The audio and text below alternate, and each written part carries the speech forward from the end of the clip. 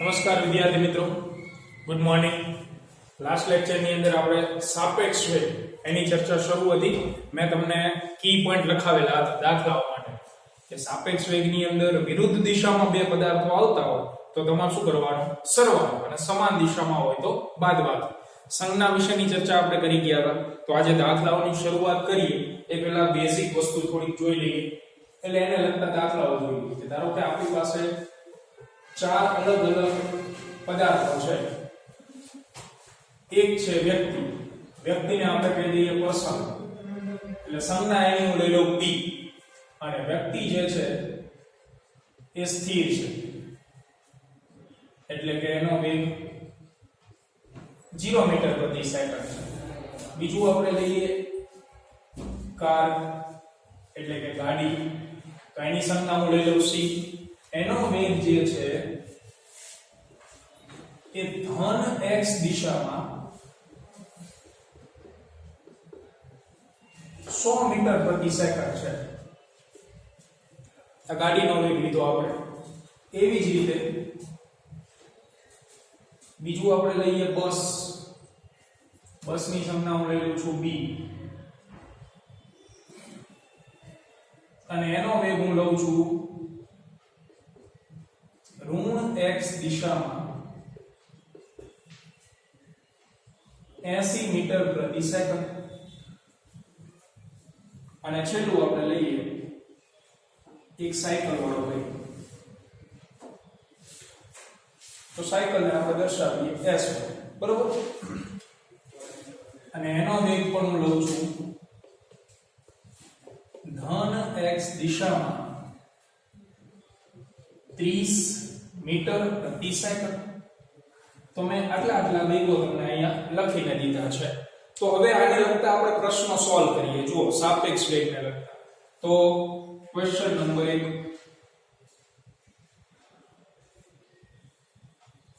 કે પ્રશ્ન ધારો કે આપણને આવો પૂછેલો છે કે કારની સાપેક્ષે બસનો વેગ કેટલો? આ શોધો. તો ગઈકાલે મેં કીધું હતું જેનો વેગ હોય એની સંજ્ઞા પહેલા લેવાની, જેની સાપેક્ષે હોય એની સંજ્ઞા પછી લેવાની રહેશે. તો એ જ મહત્વનું છે. તો સૌથી પહેલા આપણે લઈએ કોનો વેગ ગોતવાનો છે? બસનો વેગ. એટલે અહીંયા હું લઈ લઉં વેલોસિટી ઓફ બસ, એટલે કે b. એ પહેલા કોની સાપેક્ષે છે? કારની સાપેક્ષે, એટલે લઈએ આપણે c. તો આને શું લખાય? vb અને vc. વચ્ચે તમે પ્લસ મૂકશો કે માઈનસ, તો એના માટે તમારે જોવા જવું જોઈએ કે ભાઈ કાર અને બસ સમાન દિશામાં ગતિ કરી રહ્યા છે કે વિરુદ્ધ દિશામાં. તો કાર જે છે ધન x દિશામાં છે, બસ જે છે ઋણ x દિશામાં છે. એટલે કે બંને વિરુદ્ધ દિશામાં ગતિ કરી રહ્યા છે. તો વિરુદ્ધ દિશાની અંદર ગતિ કરશે એટલે આપણે શું લઈશું વચ્ચે? પ્લસ, બરોબર? આની અંદર કિંમત મૂકી દો એટલે તમને જવાબ મળે. vb કેટલું છે આપણા જોડે? 80. અને vc કેટલું છે આપણા જોડે? 100. તો ઇક્વલ ટુ 180 મીટર પ્રતિ સેકન્ડ. આ આપણો જવાબ. એના પછી બીજો પ્રશ્ન. એટલે આવા તો અઢળક પ્રશ્નો મળે તમને. અહીંયા હું માત્ર પ્રેક્ટિસ કરાવું છું તમને. ક્વેશ્ચન નંબર 2, કે ધારો કે આપણને પૂછેલો છે કે સાયકલની સાપેક્ષે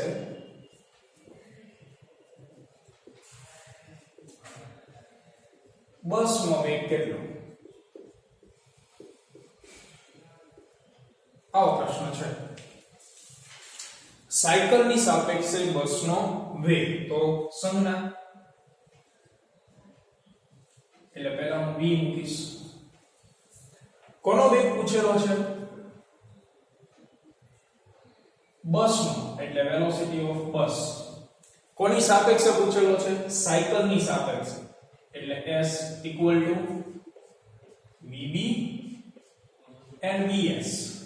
વચ્ચે પ્લસ મૂકશો કે માઈનસ? તો સાયકલ અને બસ સમાન દિશામાં છે, તો કે સાયકલ છે ધન x, બસ છે ઋણ x. તો ના, બંને સમાન દિશામાં નથી, બંને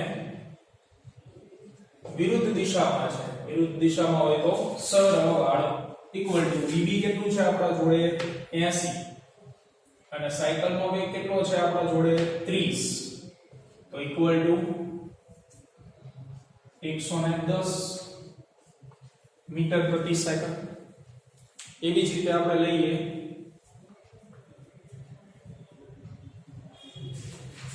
ક્વેશ્ચન નંબર 3 કે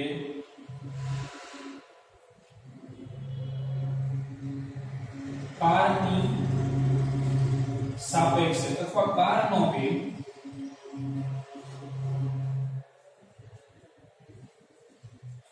એ સાયકલની સાપેક્ષે શોધો.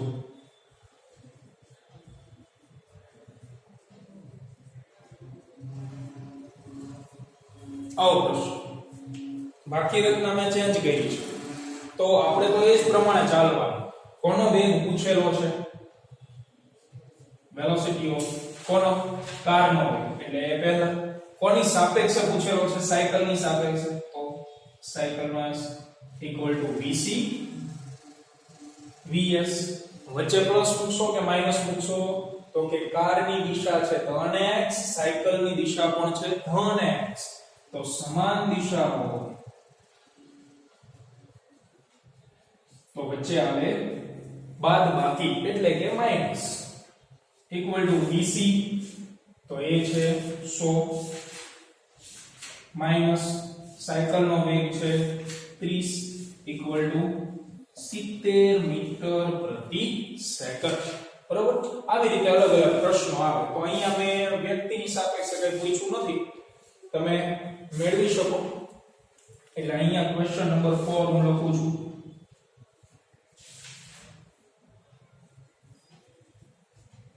કે વ્યક્તિનો વેગ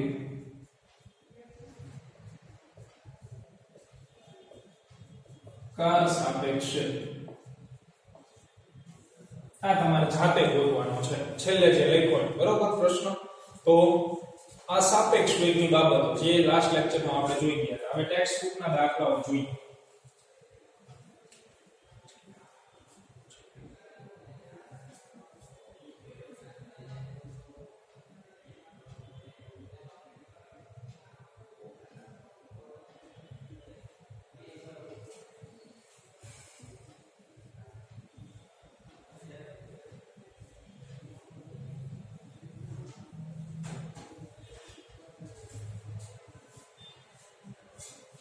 તો સ્વાધ્યાયનો 3.5 નંબરનો દાખલો તમે જુઓ.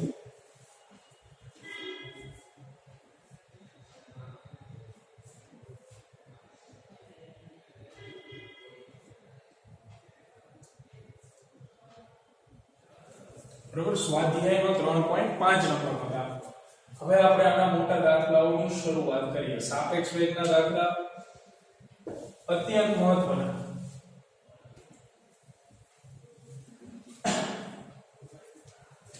એના માટે સંજ્ઞાઓ પણ મહત્વની જ રહેશે, એટલી ને એટલી જ. તો સ્વાધ્યાયના 3.5 નંબરના દાખલાની તમે રકમ વાંચો અને સમજવા ટ્રાય કરો કે કઈ કઈ બાબતો એની અંદર તમને આપેલી છે. ટેક્સ્ટ બુક જોડે લઈને બેસજો, કારણ આજે આપણે સ્વાધ્યાયના દાખલાઓ ગણવાના છે.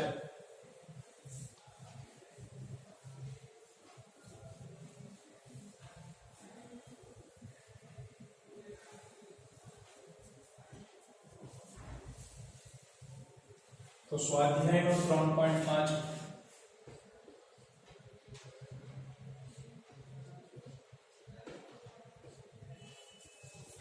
એની અંદર તમને કીધેલું છે કે એક જેટ પ્લેન 500 કિલોમીટર પ્રતિ કલાકની ઝડપે ઉડી રહ્યું છે અને જેટ પ્લેનની સાપેક્ષે 1500 કિલોમીટર પ્રતિ કલાકની ઝડપે દહન ઉત્પાદનો એને બહાર કાઢી રહ્યું છે, એટલે કે ધુમાડો વાયુ. જમીન ઉપર ઉભેલા કોઈ અવલોકનકારની સાપેક્ષે દહન ઉત્પાદનોની ઝડપ કેટલી હશે? એટલે પહેલી વસ્તુ તમારે શું કરવાની કે રકમમાં કયા કયા પદાર્થોનો ઉલ્લેખ છે એ બાબત ધ્યાનમાં લેવાની રહેશે. તો રકમની અંદર ત્રણ શબ્દ આવે. એક શબ્દ આવે છે જેટ પ્લેન. તો એની સંજ્ઞા હું લઈ લઈશ સ્મોલ જે. બીજું છે અવલોકનકાર. તો અવલોકનકાર એટલે ઓબ્ઝર્વેશન જે કરતો હોય એ વ્યક્તિ. તો એની સંજ્ઞા આપણે લઈ લઈએ ઓ. અને ત્રીજું છે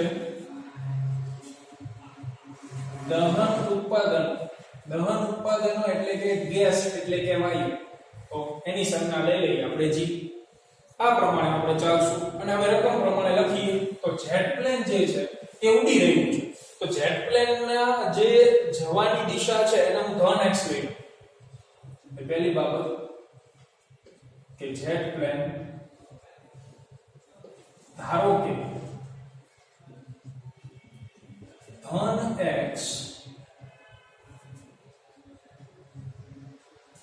દિશામાં ઉડી રહ્યું છે. તો જેટ પ્લેન ધન x દિશામાં જતું હોય તો એમાંથી નીકળતો ધુમાડો જે છે એટલે કે દહનનું ઉત્પાદન જે થઈ રહ્યું છે એ કઈ બાજુ હોય? એનાથી વિરુદ્ધ દિશામાં. ધુમાડા વિરુદ્ધ દિશામાં નીકળે. તેથી દહન ઉત્પાદનો ની દિશા ઋણ x હશે.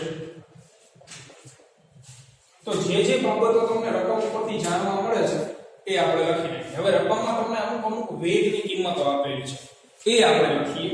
તો સૌથી પહેલી કિંમત તમને આપેલી છે કે જેટ પ્લેન 500 કિલોમીટર પ્રતિ કલાકની ઝડપે ઉડી રહ્યું છે.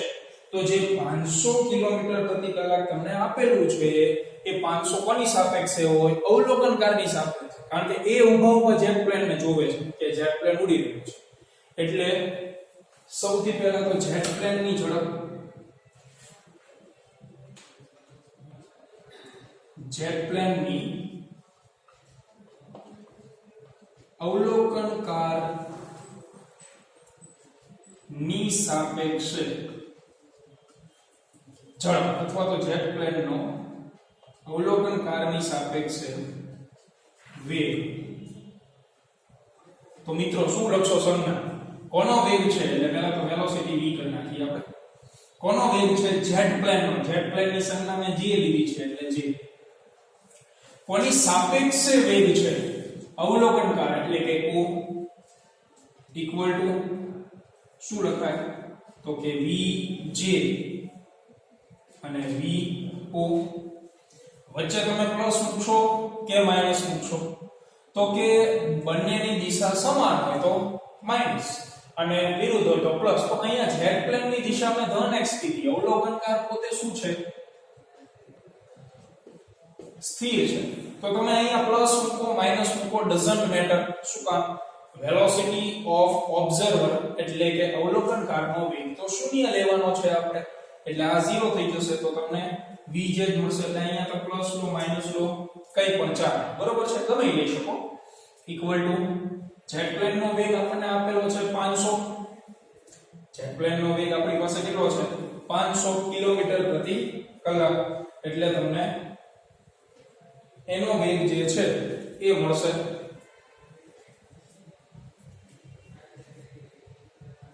500 કિલોમીટર પ્રતિ કલાક.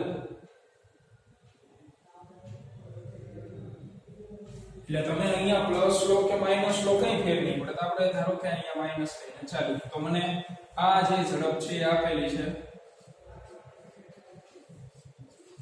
500 કિલોમીટર પ્રતિ કલાક. જેટ પ્લેનનો અવલોકનકારની સાપેક્ષે વેગ. એટલે પહેલું સમીકરણ આપણને મળી ગયું vj vo equal to 500 kilometre પ્રતિ કલાક.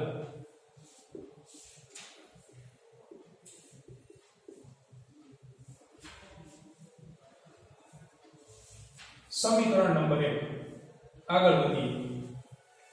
બીજું આગળ શું કીધું છે તમને કે 1500 કિલોમીટર પ્રતિ કલાકની ઝડપે ધુમાડો બહાર કાઢી રહ્યું છે એટલે રકમમાં ચોખ્ખું લખીને આપ્યું કે જેટ પ્લેનની સાપેક્ષે દહન ઉત્પાદનનો વેગ આવું લખીને આપેલું છે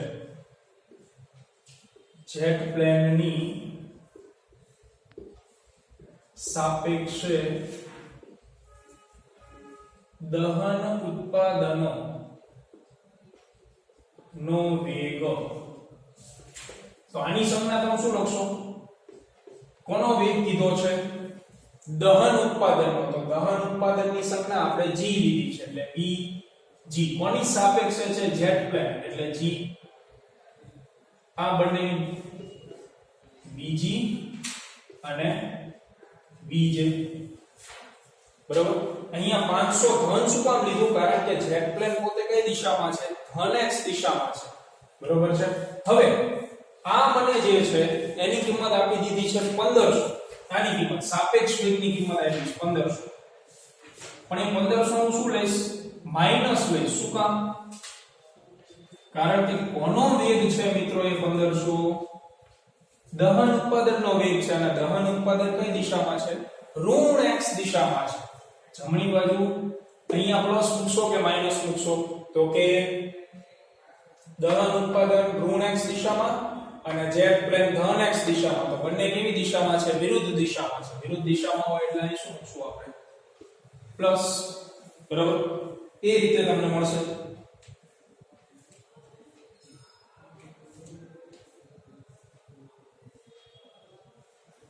એટલે આ આપણને મળે છે vg vj અહીંયા vg vj તો સમીકરણ નંબર 2 પણ તૈયાર થઈ ગયું અહીંયા -1500 શું કામ લીધું છે કારણ કે જે ધુમાડો છે દહનનું ઉત્પાદન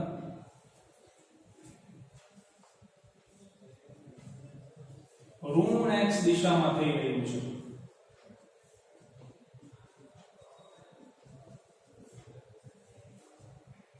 એટલા માટે અહીંયા આપણે શું લીધું છે માઈનસ લીધું છે તો સમીકરણ નંબર 2 પણ તૈયાર કે vg vj equal to 1500 પણ એ પણ માઈનસ કિલોમીટર પ્રતિ કલાક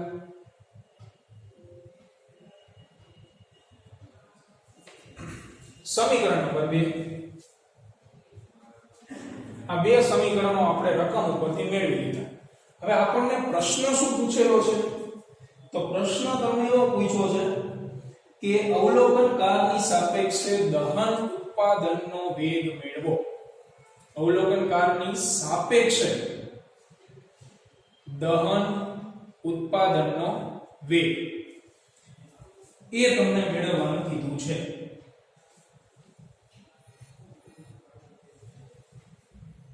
તો તમને અહીંયા જે દહન ઉત્પાદન આપેલું છે 1500 એ જેટ પ્લેન ની સાપેક્ષે આપેલું છે અવલોકનકારની સાપેક્ષે દહન ઉત્પાદનની જે ઝડપ છે એ કેટલી થશે અવલોકનકાર પોતે તો શું છે સ્થિર છે એટલે આના મુજબ જો તમે વિચારવા જાઓ તો આ બંનેનો તમે સરવાળો કરો બંને સમીકરણોનો તો vj vo અથવા vo vj તમે કરી શકો અહીંયા અને અહીંયા પણ આ બંનેનો સરવાળો છે હવે તમે સાપેક્ષ વેગની જો વાત કરતા હોય તો સાપેક્ષ વેગમાં બે જગ્યાએ નિશાની ન લઈ શકાય તમે અહીંયા માઈનસ નિશાની લીધી તો પછી અહીંયા તમારે એ પ્રમાણે નિશાની જે છે એ ફેરવવી જરૂરી છે તો સૌથી પહેલી વસ્તુ આખા દાખલામાં તમને બે ઝડપ આપેલી હતી જેટ પ્લેનની સાપેક્ષે દહન ઉત્પાદનનો વેગ એ 1500 હતો અને અવલોકનકારની સાપેક્ષે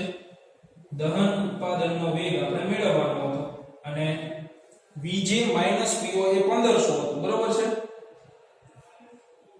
તો તમે બંને જગ્યાએ સંજ્ઞા જે છે એ એપ્લિકેબલ ન કરી શકો એટલે જો હું અહીંયા પ્લસ લખતો હોય તો અહીંયા માઈનસ ન લખી શકું કારણ કે અગાઉના આપણે હમણાં એક્ઝામ્પલ સોલ્વ કર્યું તો એમાં ઋણ x દિશા તો હતી જ જે બસ હતી એ ઋણ x દિશામાં ગતિ કરતી હતી તો જમણી બાજુ આપણે માઈનસ નતા લેતા, બરોબર? તો તમે જો અહીંયા નિશાની એપ્લાય કરતા હોય તો અહીં માઈનસ નહીં લેવાનું, અને તમારે અહીંયા માઈનસ લેવું હોય તો ફરજિયાત અહીંયા શું મૂકવું પડે? આપણે માઈનસ મૂકવું પડે. જો તમારે અહીંયા માઈનસ નિશાની ન લેવી હોય તોય ચાલે, બરોબર? એટલે આપણે એ પ્રમાણે કરીએ. ચલો અહીંયા માઈનસ નિશાની નથી લેવી, અહીંયા થઈ ગયા પ્લસ. જે આપણે અગાઉ હમણાં જોયું તો એવું છે કે અહીંયા જે છે એ માઈનસ ચિહ્ન રહેવા દઈએ. કારણ શું? તો અગાઉના દાખલામાં પેજ નંબર 1 નો જે દાખલો છે પીડીએફ માં આપણે મોકલાવશું હમણાં, એમાં તમને બસનો જે વેગ છે, બસનો વેગ એ કેટલો આપેલો હતો? 80. અને કઈ દિશામાં હતો? ઋણ x દિશામાં. તો આપણે -80 લખ્યું હતું, નથી લખ્યું -80, +80 જ લખતા હતા આપણે બસનો વેગ. એટલે અહીંયા આપણે શું કરશું કે અહીંયા 1500 એમ નામ રાખી અને વિરુદ્ધ દિશા હોવાથી અહીંયા શું કરી નાખો? અમે સરવાળો.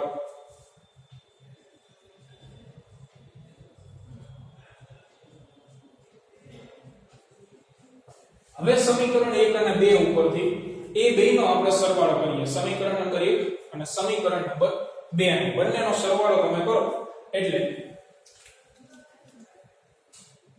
સમીકરણ નંબર 1 અને 2 પરથી આ બેનો જો હું સરવાળો કરું એટલે મને મળશે Vj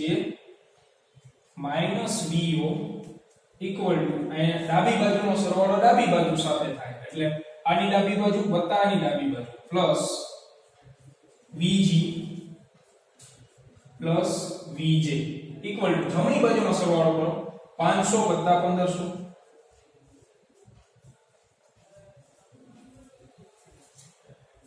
આ બે 2Vj થઈ જશે અને વધશે Vg Vo. આ 2Vj જે છે એ તમે જમણી બાજુ લઈ જાઓ એટલે આ થઈ ગયું 2000 2Vj. ખાલી Vj એટલે શું? તો જેટ પ્લેન નો વેગ. અહીંયા હું કરી દઉં Vj એટલે જેટ પ્લેન નો વેગ, Vo એટલે અવલોકનકારનો વેગ અને Vg એટલે માત્ર દહન ઉત્પાદનનો વેગ. તો જેટ પ્લેન નો વેગ તો કેટલો છે? 500 છે. શું કામ? કારણ કે અવલોકનકારનો વેગ શું લેવાનો છે? તમારે 0 લેવાનો છે. એટલે આ સમીકરણ ઉપરથી તમે કિંમત મૂકો તો Vo ની કિંમત કેટલી છે? 0. તો Vj ની કિંમત કેટલી થાય? 500 થઈ જશે. એટલે અહીંયા તમે 500 ગુણ્યા 2 એટલે 1000 મૂકશો. એટલે સમીકરણ નંબર 1 પરથી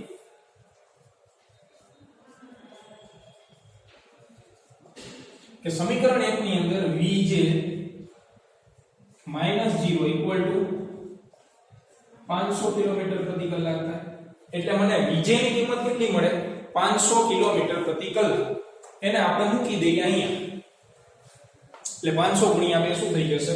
1000 થઈ જશે. અને એ તમે એમાં મૂકશો એટલે તમને સાપેક્ષ ઝડપ જે છે એની કિંમત પણ જોવા મળશે. ફરીથી એક વખત આખો દાખલો જોઈ લેજો. નાનો દાખલો હોય છે પણ જો તમે સંજ્ઞાઓ વ્યવસ્થિત ન લીધી હોય તો તકલીફ પડે એવો દાખલો. અહીંયા તમે પ્લસ લો માઈનસ લો ડઝન્ટ મેટર. એ તમને અહીંયા અવલોકનકારનો વેગ 0 છે તો અહીં પ્લસ આવશે, એનાથી બીજો કોઈ ફેર નથી પડવાનો, બરોબર? એટલે પહેલી વસ્તુ તો આપણે આ લઈશું. આમાં આનો વેગ તો 500, આનો વેગ તો 0. એટલે આ જે અવલોકનકારની સાપેક્ષે વેગ મળ્યો એ ઓલરેડી તમને કોનો વેગ મળ્યો? Jet plane. પછી શું આવ્યું? તો કે જેટ પ્લેનની સાપેક્ષે વાયુનો વેગ. એટલે આવું આ સમીકરણ મળ્યું. બંને વિરુદ્ધ દિશામાં હતા એટલે આપણે શું કર્યું? સરવાળો કર્યો. અહીં પ્લસ એટલા માટે કરેલું છે. પછી 1500 આપેલું હતું, સમીકરણ 2 મળ્યું. સમીકરણ 1 અને 2 નો સરવાળો કરો અને હવે આગળ વધીએ. તો સમીકરણ 1 અને 2 નો આપણે સરવાળો કરી નાખ્યો. એટલે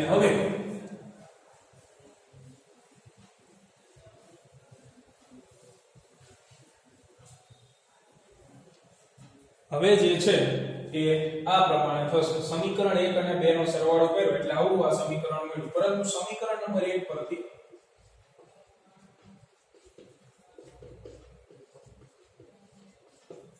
કે Vj Vo ઇક્વલ ટુ 500 છે આપણી પાસે, પરંતુ vo એટલે કે અવલોકનકારનો વેગ તો શૂન્ય જ છે, કારણ તો અવલોકનકાર તો સ્થિર જ છે, તો અહીંયા મૂકો. તેથી vj -0 = 500. તેથી જેટ પ્લેન નો વેગ આપણને મળે 500. તો અહીંયા આપણે આ જગ્યાએ અટકેલા છીએ ત્યાં મૂકી દો. vj જગ્યાએ કેટલા મૂકશું આપણે? 500 કિલોમીટર પ્રતિ કલાક.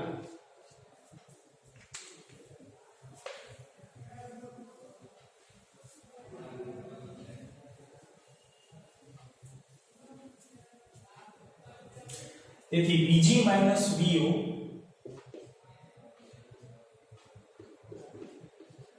ઇક્વલ ટુ આપણી પાસે છે 2000 માઈનસ 2 કૌંસની અંદર હવે શું મૂકશું? 500. એટલે આને આપણે સમીકરણ નંબર 2 કહી દઈએ, નહીં તો તમને તકલીફ પડશે પાછી. જે સમીકરણ નંબર 2 છે, અથવા તો અહીંયા તમે જ્યાંથી અટકેલા છો એની અંદર તમારી કિંમત મૂકવાની છે. અહીંયા આ તો પીડીએફ ની અંદર જતું રહ્યું છે, એટલે તમને અહીંથી ખ્યાલ આવો જોઈએ કે અહીંથી આ સમીકરણ ક્યાં થયું હતું, એ જ્યાંથી આપણે અટકેલા હતા એમાં મેં કિંમત મૂકી દીધી છે. તો આનો આન્સર મળશે મને 1000 કિલોમીટર પ્રતિ કલાક. What about this? કોનો વેગ છે? ગેસ અને ઓબ્ઝર્વર. તો આની જગ્યાએ તમે લખી શકો આવી રીતે VGO. ગેસ નો વેગ ઓબ્ઝર્વર ની સાપેક્ષે. એવી જ રીતે આવ્યું હોય ને, દાખલા તરીકે હું VBA લખું છું તો શું લખાય? VB - VA. પણ આના ઉપરથી આ લખી શકાય, પહેલા હોય પહેલા, પછી હોય પછી. એટલે અહીંયા પહેલા છે ગેસ, પછી છે ઓબ્ઝર્વર. તો એને ગુજરાતી ભાષામાં કોનો વેગ અને કોની સાપેક્ષે વેગ લખાય? તો કે પહેલા હોય એનો વેગ અને પછી હોય એની સાપેક્ષે વેગ. તો આ આન્સર આપણને મળે ગેસ ઉત્પાદનનો વેગ, એટલે કે તેથી દહન ઉત્પાદનોનો ઓબ્ઝર્વર એટલે કે અવલોકનકારક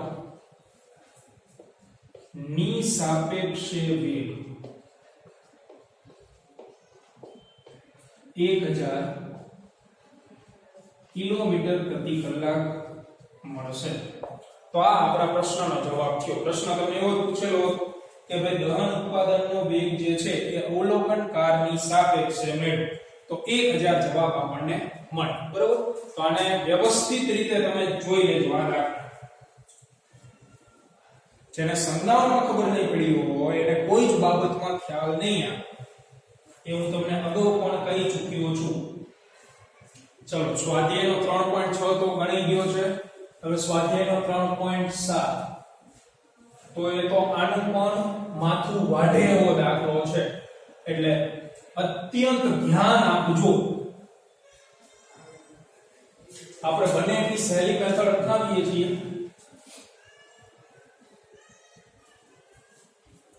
સ્વાધ્યાયનો 3.7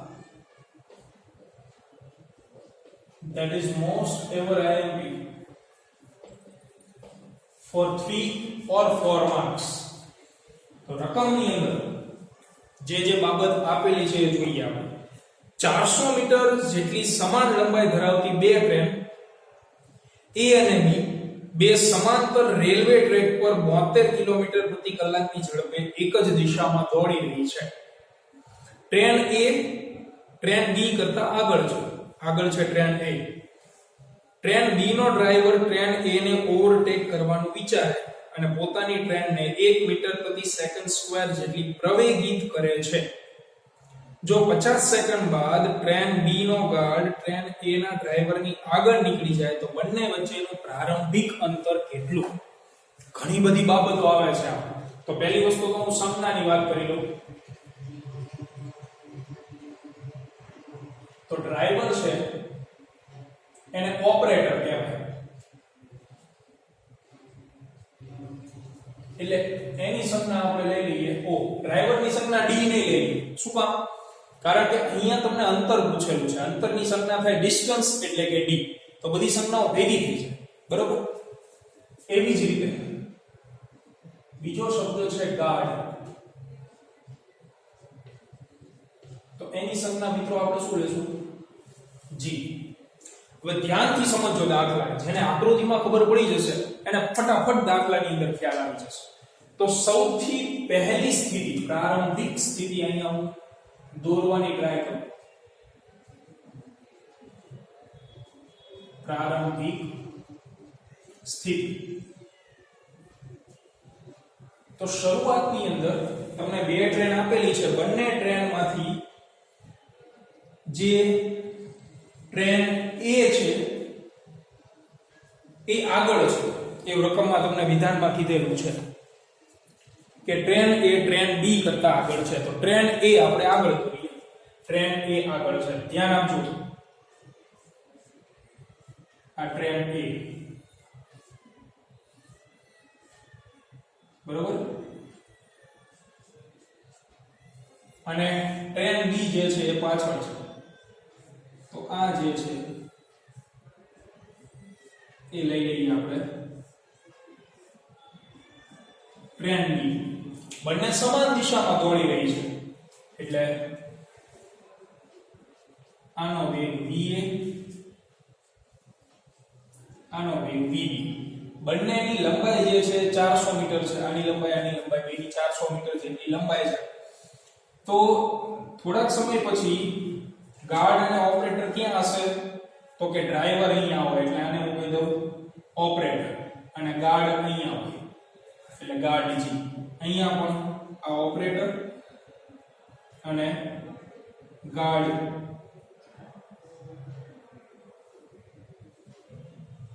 આ બે.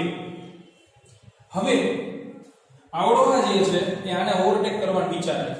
તો બે અચળ ઝડપથી જ જઈ રહી છે, પણ આવડો આ લીવર ઉપર પગ મૂકે છે અને એને પ્રવેગિત કરે છે. પ્રવેગિત કરે છે એટલે કે એનો જે પ્રવેગ છે, પ્રવેગની સંજ્ઞા a, પણ b ટ્રેનનો પ્રવેગ ઇક્વલ ટુ 1 મીટર પ્રતિ સેકન્ડ સ્ક્વેર. એટલી સ્પીડથી એ ટ્રેન આગળ વધારે છે. તો તમને એવું પૂછ્યું છે કે પ્રારંભમાં આ બંને ટ્રેન વચ્ચેનું અંતર કેટલું હોય? તો બે ટ્રેન વચ્ચેનું અંતર હકીકતમાં આટલું થાય ને, જ્યારે સાઈડ નથી કાપેલી ત્યારની વાત છે. તો તમને આ ડિસ્ટન્સ જે છે એ ગોતવાનું કીધું છે. એને આપણે કહી દઈએ x. બંને ટ્રેન જે છે એની પહોળાઈ છે 400 મીટર, એટલે આવડી આ પહોળાઈ 400 મીટર અને આ પહોળાઈ પણ 400 મીટર.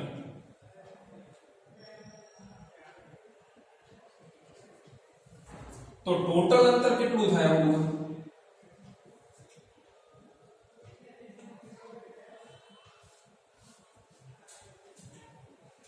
ટોટલ અંતર જે છે આપણે લખીએ અહીંયા કે ટોટલ ડિસ્ટન્સ તમારે લખવું હોય તો ટોટલ ડિસ્ટન્સ તમે શું લખી શકો? અહીંયા ધ્યાન.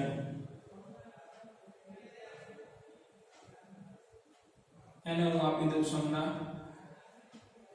Distance d.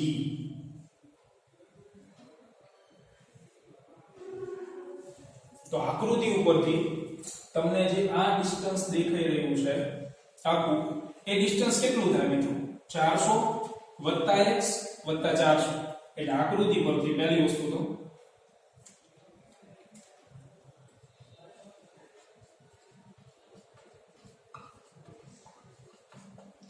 Distance d equal to 800 + x લખાય. બરોબર ને?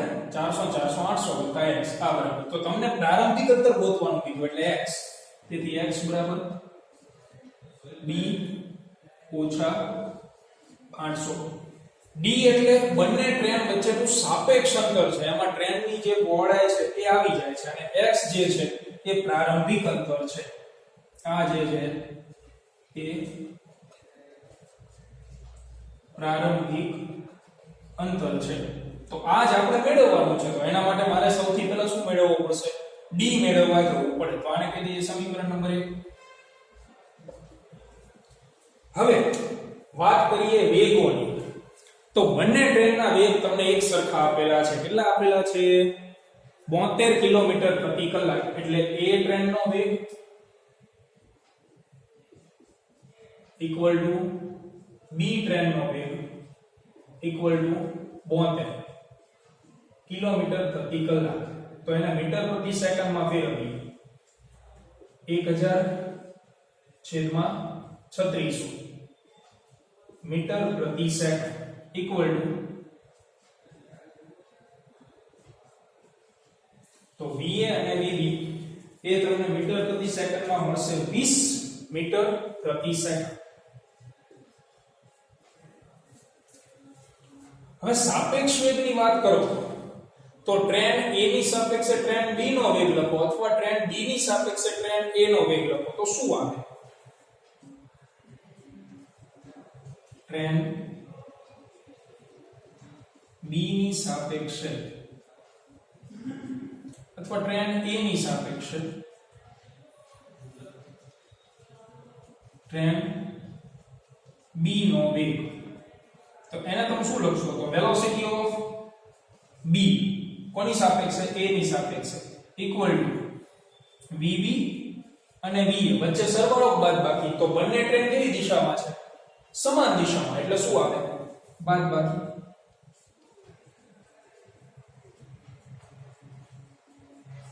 તો પછી VB કેટલું છે? 20. VA કેટલું છે? 20. તો 20 - 20 કેટલું થઈ જાય? 0. એટલે બંને ટ્રેનનો જે સાપેક્ષ વેગ છે એ શૂન્ય મળશે. પાછો આનો ઉપયોગ આવશે એટલે ગોઠવું. હવે આપણે જોઈએ કે ભાઈ આનો પ્રવેગ છે 1 મીટર પ્રતિ સેકન્ડ સ્ક્વેર. એટલે પ્રવેગ આપ્યો છે એટલે તમે પ્રવેગી ગતિના સમીકરણો વાપરવા માટે મજબૂર છો, ફરજિયાત વાપરવું પડશે. પ્રવેગ આપેલો છે તો પ્રવેગી ગતિના 3 સમીકરણ છે આપણી પાસે. તો આ તો આપણે વાત કરી પ્રારંભિક સ્થિતિની, કે પ્રારંભમાં આ રીતનું હોય કે ટ્રેન A આગળ છે, ટ્રેન B જે છે એ પાછળ છે. હવે તમને શું કીધું કે એક્ઝેક્ટલી 50 સેકન્ડ પછી, એવું રકમમાં કીધું છે કે 50 સેકન્ડ થઈ જાય એટલે ટ્રેન B નો જે ગાર્ડ છે એ ટ્રેન A ના ડ્રાઈવરની આગળ નીકળી જાય છે અથવા ત્યાં પહોંચી જાય છે. તો એની આકૃતિ આપણે દોરીએ કે 50 સેકન્ડ પછીની પરિસ્થિતિ શું હશે? એટલે કે અંતિમ સ્થિતિ.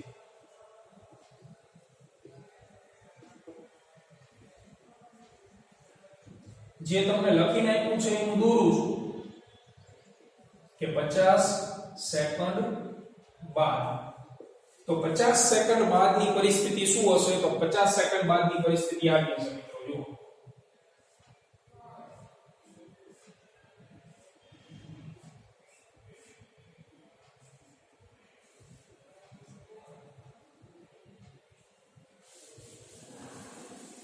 ટ્રેન A એમ નામ ચાલે છે, ટ્રેન B જે છે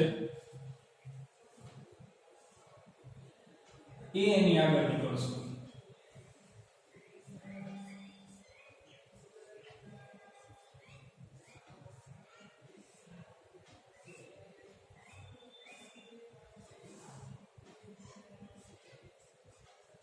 આવું થઈ ગયા 50 સેકન્ડ પછી.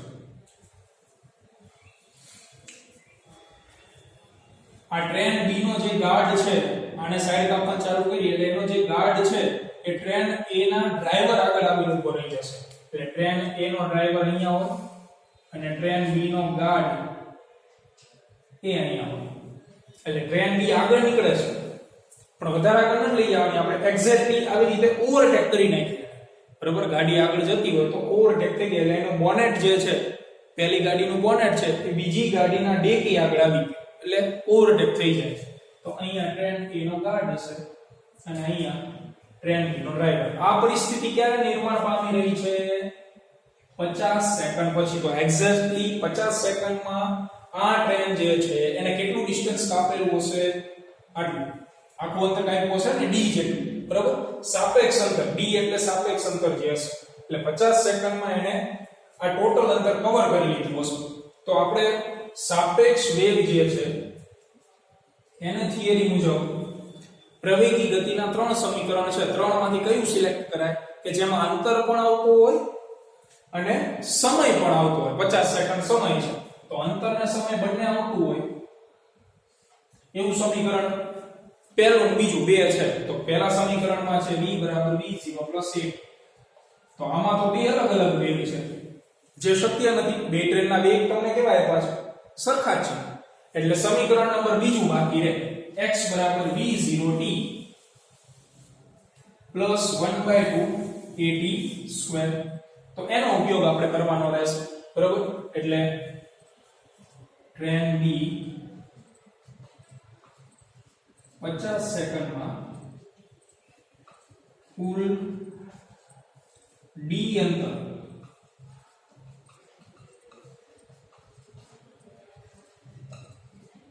કાપી નાખે છે અને હવે આપણે સાપેક્ષ વેગ જે છે એ તો અહીંયા વાપરીને અને હવે આપણે પ્રવેગી ગતિના સમીકરણ ઉપરથી સોલ્યુશન મેળવશું વધી 5 સ્ટેપ થાય પણ આ પરિસ્થિતિઓ જે સમજવી એ જ જરૂરી છે દાખલાની અંદર જો ફરીથી એક વખત પહેલા મને બે ટ્રેન આપેલી હતી ટ્રેન A ટ્રેન B બેની લંબાઈ 400 મીટર છે 400 મીટર છે બંને વચ્ચેનું પ્રારંભિક અંતર ધારો કે x લઈ લીધું બેના વેગ સમાન છે v અને vb આનો પ્રવેગ છે b ab અંતર કુલ અંતર કેટલું થાય તો કે 400 + 400 અને x એમાંથી મારે x ગોતવાનો છે એટલે સમીકરણ 1 આપી દીધું સાપેક્ષ વેગની વાત કરીએ તો બંનેના વેગ સરખા છે એટલે સાપેક્ષ વેગ આવે 0 અને d જે છે એ સાપેક્ષ અંતર છે ટ્રેન A ના અને B વચ્ચેના સાપેક્ષ અંતરને આપણે d સંજ્ઞા આપી છે તો d નો જવાબ હું ગોતી લઉં તો મને x નો જવાબ બહુ સરળતાથી મળી જશે તો d નો જવાબ આપણે પ્રવેગી ગતિના સમીકરણ પરથી મેળવીએ પ્રવેગી ગતિનું સમીકરણ મિત્રો શું કામ અહીંયા જરૂર પડે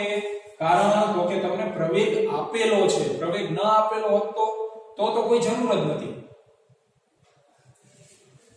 બરોબર હવે પ્રવેગી ગતિનું જે સમીકરણ છે એ આપણે વાપરવું રહ્યું તો આ વિડિયો તમે એકવાર જોશો ખબર પડી જાય એવું નથી એક બે વાર રિપીટ કરજો ટી સ્કૂલ ની અંદર પણ બાકી સાપેક્ષ વેગના દાખલાઓ સમજાય એના માટે સહેલા ન સમજાય એના માટે તદ્દન અઘરા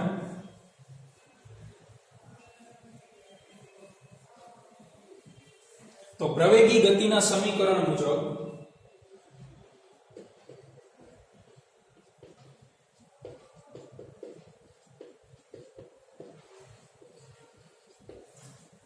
તો બીજું સમીકરણ મારે લખવાનું છે પણ બીજા સમીકરણની અંદર હું બધા સાપેક્ષ પદ મૂકીશ બીજું સમીકરણ તો x v0t + 1/2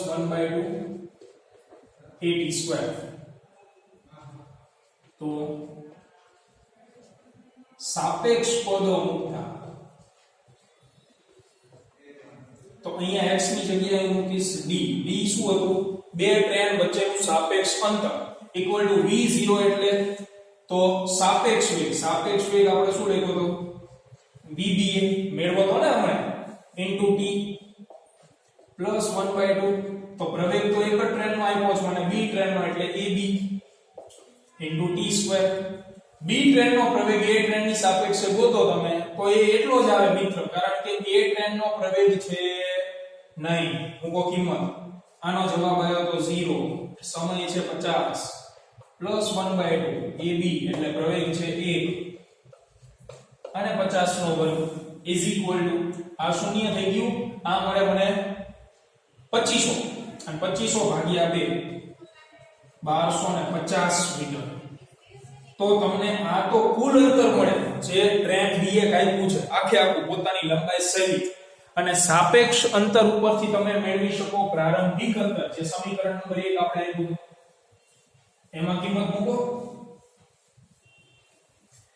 તેથી સમીકરણ નંબર 1 પરથી અથવા સમીકરણ નંબર 1 માં મૂકતા તો સમીકરણ નંબર 1 હતું આપણી જોડે x બરાબર d - 800 એટલે d કેટલું મળ્યું તમને 1250 - 800 તો 450 મીટર એટલે કે 450 મીટર જેટલું અંતર પ્રારંભમાં હશે જ્યારે સાઈડ કાપવાની શરૂઆત કરેલી નથી ત્યારે બંને ટ્રેન વચ્ચેનું પ્રારંભિક અંતર 450 મીટર હશે તેથી બંને ટ્રેનો વચ્ચે નું પ્રારંભિક અંતર 450 મીટર હશે બરોબર તો અહીંયા 3 માર્કનો દાખલો અથવા 4 માર્કનો દાખલો જે છે પૂર્ણ થાય તો આ વિડિયો રિપીટેડ જોજો કદાચ કઈ કન્ફ્યુઝન હોય તો પૂછી લેજો કારણ કે હવે જે દાખલાઓ છે એક્ઝેક્ટલી આ પ્રકારના છે આપણે આવતા લેક્ચરમાં પણ સાપેક્ષ વેગના દાખલાઓ જોઈશું સાપેક્ષ વેગના દાખલાઓ પતે એટલે ચેપ્ટર થઈ જાય છે અહીંયા પૂર્ણ મળીએ આવતીકાલના લેક્ચરની અંદર